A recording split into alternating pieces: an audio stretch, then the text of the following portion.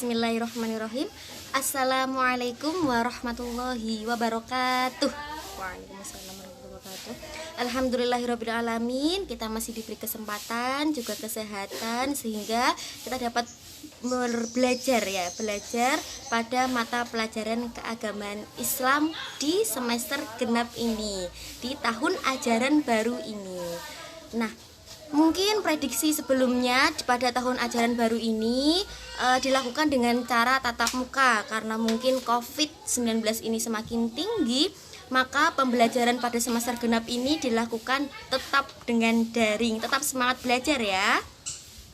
Nah, sebelum kita masuk pada pembelajaran muluk keagamaan Islam, kita membaca doa terlebih dahulu dengan bacaan Al-Fatihah. Liridhoillah wali syafaati Rasulillah. Al-Fatihah. A'udzubillahi minasyaitonirrajim. Bismillahirrahmanirrahim. Alhamdulillahi rabbil alamin arrahmanir rahim maliki yaumiddin iyyaka na'budu wa iyyaka nasta'in ihdinas siratal mustaqim siratal ladzina an'amta 'alaihim ghairil maghdubi 'alaihim waladdallin amin amin amin ya rabbal alamin. Oke, sebelumnya Bu Ida akan menyampaikan kontrak belajar terlebih dahulu. Nah, sebelumnya perkenalan dulu ya, yaitu yang mengajar muluk keagamaan Islam pada semester genap ini tetap saya, yaitu Ihda Arfiani Abdillah. Kemudian TTL saya Grobogan 21 Januari 2000, alamat asli Ringin Kidul, Gubuk Grobogan, Jawa Tengah. Nah, di sini nih dekat dengan Semarang. Nanti kalau kalian lagi berada di Semarang, bolehlah mampir ya. Oke, kemudian domisili saya berada di Pondok Pesantren Al-Urwatul Wusko atau PPUW Bulurejo Diwek Jombang. Nah, bagi kalian yang mungkin mengetahui PPUW itu, bisalah nanti lulus SMP ikut mondok gitu ya. Oke, lanjut. Kemudian Bu Ida ini mengajar di kelas 8D dan 8E. Kemudian yang kelas 9A sampai 9D. Oke ya, lanjut. Nah, di sini Bu Ida akan menyampaikan tata tertib penggunaan WhatsApp, proses pembelajaran, kemudian materi semester 2 atau semester genap, yang terakhir kehadiran minimal dan kriteria ketuntasan minimal. Oke, silahkan disimak. Untuk yang pertama yaitu tentang tata tertib penggunaan grup WhatsApp. Yang pertama, peserta didik diwajibkan menggunakan nama asli, bukan nama samaran atau nama panggilan, guna memudahkan Dewan Guru untuk mengenali para peserta didik. Untuk itu, nama pada WhatsApp kalian diganti dengan nama panjang atau nama asli sampean ya. Ketika nggak muat ya nggak apa-apa lah pakai nama panggilan seperti itu. Kemudian yang kedua, peserta didik diwajibkan masuk grup keagamaan khusus guna untuk pengumpulan tugas yang bersifat rekaman atau sejenisnya. Nah, pada semester ganjil kemarin, pada semester 1 kemarin, Bu Ida sudah membuat grup khusus, yaitu mulok keagamaan. Ada yang mulok keagamaan kelas 8 dan juga ada mulok keagamaan kelas 9A sampai 9D. Nah, bagi siswa yang belum masuk grup mulok keagamaan 9A sampai 9D ini diharapkan untuk segera masuk ya, guna untuk pengumpulan tugas yang bersifat rekaman atau sejenisnya. Karena di sini Bu Ida absensinya diambil dari pengumpulan tugas sampean. Ketika sampean mengerjakan tugas dan mengumpulkan tugas, maka dihitung hadir seperti itu. Kemudian yang ketiga, peserta didik dilarang berkomentar yang tidak sopan, jorok, dan mengundang perselisihan di antara teman di dalam grup WhatsApp. Tolong juga akhlaknya diperhatikan, akhlak kepada guru, akhlak kepada teman juga harus diperhatikan. Bagaimana cara berkomunikasi yang baik dengan cara tidak melontarkan kata-kata yang kasar. Kemudian yang terakhir di sini, apabila peserta didik tidak mematuhi tata tertib yang telah dibuat, maka kesepakatan Bapak dan Ibu guru peserta didik akan dikeluarkan dari grup WhatsApp kelas dan orang tua akan dipanggil di sekolah. Seperti itu. Kemudian yang kedua yaitu tentang proses pembelajaran pada masa pandemi COVID-19. Nah, di sini karena keterbatasan alat komunikasi kita, yang pertama kita menggunakan WhatsApp.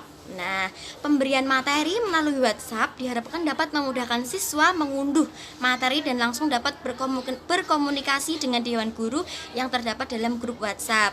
Nah, WA ini fungsinya yaitu guru bisa mengirimkan tugas atau mengirimkan materi pembelajaran. Nah, apabila dari kalian, dari siswa kok belum ada yang paham, diharapkan bisa bertanya, bisa berkomunikasi lewat grup WhatsApp tersebut, seperti itu. Kemudian yang kedua, melalui PPT atau video. Pemberian materi melalui PowerPoint atau YouTube atau melalui link atau modul diharapkan dapat memudahkan peserta didik mengulas kembali materi-materi sebelumnya. Jadi di sini Bu Ida akan menyampaikan materi bisa berupa PowerPoint, bisa berupa diupload di YouTube, nanti kemudian sampean bisa melihat melalui link seperti itu, kemudian bisa juga melalui modul dan lain sebagainya. Nah, diharapkan kalian sebagai siswa itu bisa mengulas kembali materi-materi. Contohnya, misalkan materi sholat khusuf itu bagaimana sih dan lain sebagainya, gitu ya. Kemudian terakhir, melalui Google Form atau Quizzes. Pemberian tugas melalui Google Form atau Quizzes atau book agamaan diharapkan dapat memudahkan siswa dalam mengerjakan dan mengumpulkan tugas yang telah dikerjakan. Nah, di sini tugas-tugas kalian itu bisa berupa melalui Google Form atau Quizzes. Nah, selain itu Google Form atau Quiz ini berupa mungkin karena ulangan harian atau kuis gitu ya, berupa kuis. Kalau buku keagamaan mungkin ya berupa catatan-catatan dan lain sebagainya, seperti itu. Kemudian untuk yang kelas 8, materi yang akan diajarkan pada semester genap tahun pelajaran 2021 ini yaitu yang pertama ada sholat kusuf dan khusuf. Nah, tentunya kusuf dan khusuf ini berbeda. Apa sih yang namanya sholat kusuf dan apa sih yang namanya sholat khusuf itu? Nah, kemudian yang materi kedua membaca Al-Qur'an juz 7 sampai 8 dengan tartil ya. Kemudian yang ketiga yaitu Bilal sholat tarawih, Bilal sholat Jumat dan tarawih. Nanti akan Bu Ida ajarkan bagaimana sih menjadi Bilal sholat Jumat dan bagaimana sih menjadi Bilal sholat tarawih, seperti itu ya. Kemudian yang materi yang keempat yaitu hafal Al-Qur'an surat Al-Alaq sampai dengan Asy-Syams ya. Kemudian yang kelima yaitu hafal Al-Qur'an surat Ar-Rahman ayat 41 sampai 78. Mungkin pada semester sebelumnya kalian sudah sedikit menghafal tentang Al-Qur'an surat Ar-Rahman ya. Nah, pada semester ini dilanjutkan lagi yaitu ayat 41 sampai 78, seperti itu. Kemudian materi yang terakhir yaitu hafal doa tetap iman dan Islam. Nah, seperti itu. Berikut materi-materi yang sudah Bu Ida sampaikan kita akan mempelajari pada pertemuan-pertemuan selanjutnya, oke? Kemudian di sini Bu Ida akan memaparkan materi yang akan diajarkan pada kelas 9. Kalau tadi kelas berapa? Kelas 8. Kalau sekarang yaitu kelas 9. Pada mata pelajaran semester genap tahun pelajaran 2021. Nah, yang pertama di sini ada sholat dalam keadaan khusus. Bagaimana sih sholat dalam keadaan khusus ketika kita sakit, ketika kita berpergian dan lain sebagainya. Kemudian materi yang kedua itu membaca Al-Qur'an juz 10. Yang ketiga menghafal Al-Qur'an surat Al-Balad sampai dengan Al-A'la. Kemudian yang keempat doa keselamatan. Kemudian yang terakhir kita menggunakan review materi bab 1 sampai bab 4 karena pada kelas 9 ini materinya sangat sedikit sekali, jadi memaksimalkan per materi itu dimaksimalkan untuk materi-materi seperti itu. Kemudian yang terakhir kita gunakan review dari bab 1 sampai bab 4 seperti itu ya.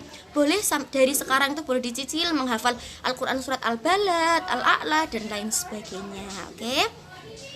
Untuk selanjutnya, presentasi kehadiran siswa dan kriteria ketuntasan minimal mapel keagamaan. Nah, di sini kehadiran siswa. Pada presentasi kehadiran siswa melakukan absen sebesar 80%.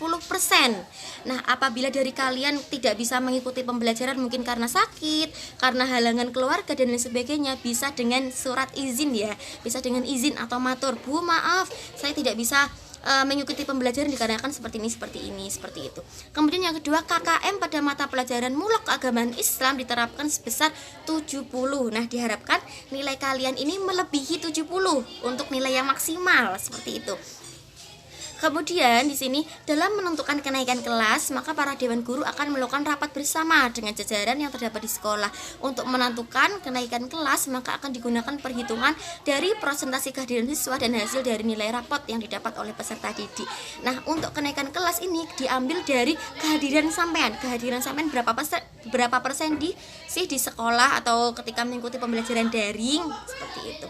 Dan juga nilai sampean ketika di atas dari KKM dikirakan sudah bisa naik kelas seperti itu ya.